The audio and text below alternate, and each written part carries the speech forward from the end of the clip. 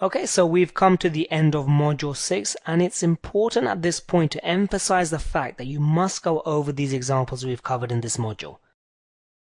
Try and do it as much as possible. When you're actually trading the forex, you need to make sure that you've got the confidence to carry out the whole trading process, and this will only come about with practice. We're going to do some more practice trades, but for now, let's make sure that you review the examples in this module thoroughly. In the next module, you're going to be learning about the next TTS power strategy that we utilize in the forex.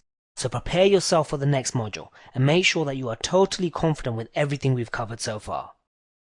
This is Kumar for Trade to Success University.